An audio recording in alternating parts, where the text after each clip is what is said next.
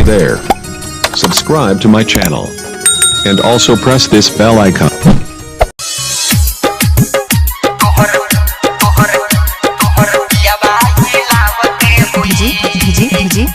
जमालुद्दीन कचौड़ा समूह नंबर 91 36 28 96 28।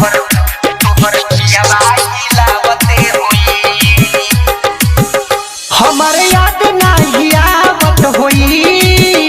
उ त मीठ बतियावत होई तोहर पापा के दिहल पलाई के पलंग तोहर पियावा हिलावते होई तोहर पापा के दिहल पलाई के पलंग तोहर मर्दा हिलावते होई हमारे याद नहीं आवत होई उ त मीठ बतियावत होई तोहर पापा के दिहल पलाई के पलंग तोहर पियावा हिलावते होई तोहर पापा के दिहल पलाई के पलंग तोहर मर्दा हिलावते होई।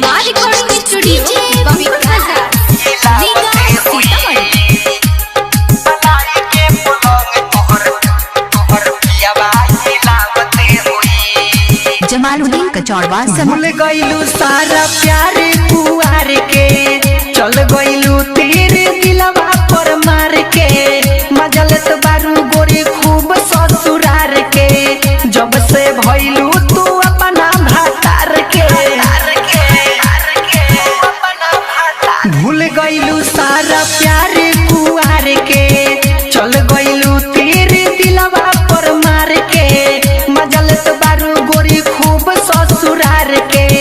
जब से भइलू तू अपना भातार के आधी रात में जगावत होई बिल्ली में कीली लगावत होई तोहर पापा के दिहल पलाई के पलंग तोहर पियावा हिलावते होई तोहर पापा के दिहल पलाई के पलंग तोहर मर्दा हिलावते होई।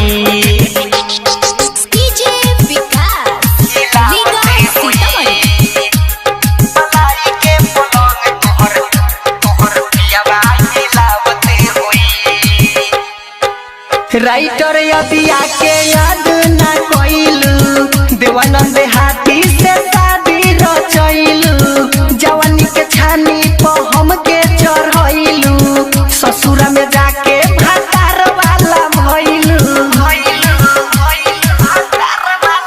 राइटर अबिया के याद ना कोइलू देवानंद हाथी से शादी रचैलू जवानी के छानी पर हम के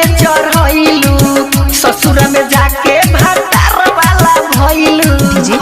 जमालुद्दीन कचौड़ा समूह रोज बोती भुतावत होई